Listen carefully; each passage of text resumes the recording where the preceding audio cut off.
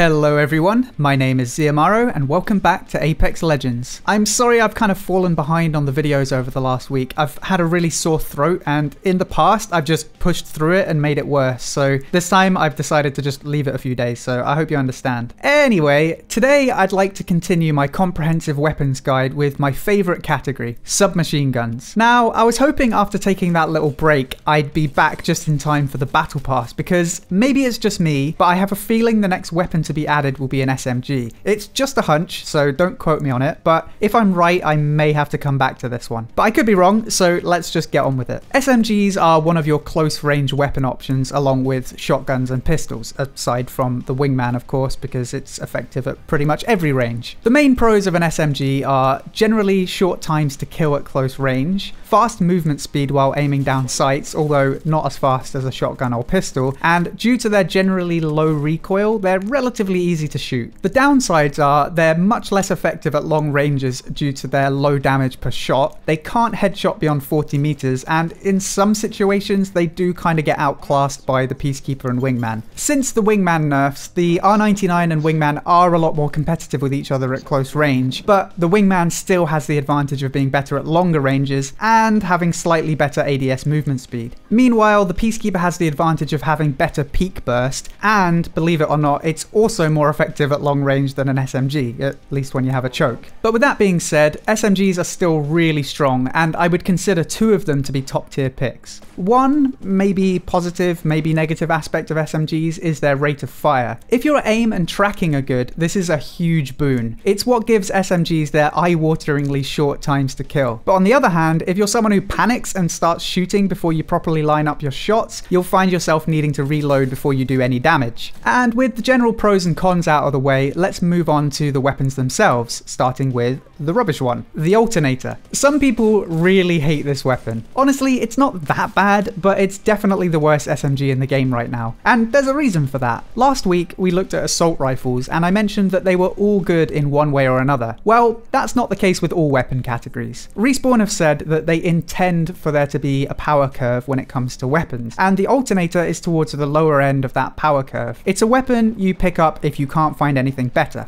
It has all the downsides of being an SMG, like being poor at medium to long range and low damage per shot, but unlike its big brothers, it doesn't have the insane rate of fire. In fact, it has a really slow rate of fire, particularly for an SMG. That gives it much longer times to kill with no redeeming qualities. But with that being said, it's supposed to be an early game weapon, and for that reason, it's really common. And actually, as far as early game weapons go, you could do a lot worse. I often aim to get an R-99 for the late game, and the Alternator is a great placeholder until I find one. It's the same ammo type, it takes all the same attachments, and like I said, it's not that bad. But unless you're doing some kind of hard mode run, you'll probably want to trade it in for something better as soon as possible. So let's move on to the fun SMGs like the R-99. If I see one of these, I will almost always drop whatever else I have for it. There's something about the way this gun feels that's just so satisfying. Although there's not a lot in it, it does have one of the fastest times to kill with body shots. The only weapons that edge it out are the Mastiff, which is a legendary weapon, and the Devotion, but only after it has time to spin up. So in most cases, the R-99 is the king of fast kills. Its damage per shot and damage per mag are pretty mediocre, but it makes up for that with its absolutely insane rate of fire. It's also surprisingly easy to control the recoil once you get a barrel mod on it. Another thing to note is that it has one of the fastest reload times in the game if you can try to leave one round in the chamber. Even if you don't do that, its reload time is still pretty top notch. So when you combine its fast time to kill, great movement speed, relative ease to get upgraded, and crazy fast reload time, you get one of the best brawler guns in the game. If you can use this thing to its full potential,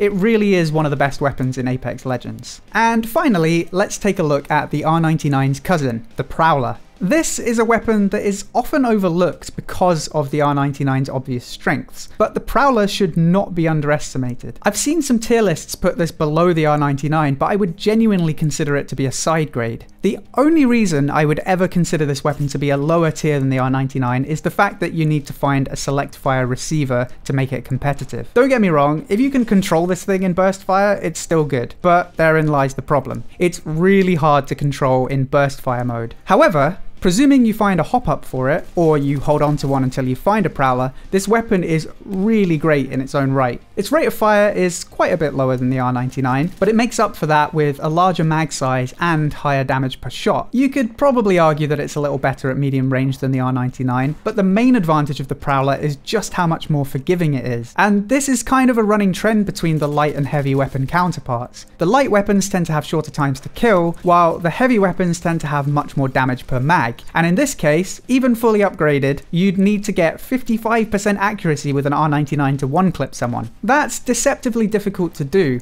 especially with its insane rate of fire. Your opponent only needs to make one unpredictable move to dodge a lot of damage. The Prowler, on the other hand, only requires 40% accuracy to one-clip someone. And actually, even with its slower rate of fire, thanks to its higher damage per shot, it still comes pretty close to the R-99's time to kill too. So for that reason, if your aim is absolutely top tier, the R-99 is still the better gun. But for most of us, the Prowler is actually the better SMG. While you might get slightly faster kills with the R-99 from time to time, there's a lot to be said for consistency, and the Prowler is definitely the more consistent SMG, provided you find that all-important hop-up. So just a short one today, as there aren't that many SMGs yet. I'm expecting to see an energy SMG at some point, so we'll revisit this guide when that time comes. Personally, I'm really hoping for the Volt from Titanfall. For those of you who are unfamiliar, the Volt is an SMG that fires bolts of electricity, but what really defines it is how deadly accurate the Volt is at hip firing. I'm hoping for a similar deal in Apex Legends. I mostly play shooters that don't have an ADS mechanic, so I would love to see a weapon that is specifically designed to be hip fired. Something that you could maybe even hip fire all the way out to medium ranges. I don't know, maybe it could even have a hit scan mode like the Havoc does, only full auto. That would be pretty cool. Anyway, that's enough guessing games for today. Let me know what you think of the Prowler, R-99 and Alternator down below. And if you have any ideas on what the next weapon could be, feel free to add your thoughts too. I hope you enjoyed this video. If you did, then please feel free to subscribe for more gaming guides, news and discussion. And don't forget to check out the links below to Patreon, Discord and Twitch. Until next time, thank you for watching, and I'll see you soon.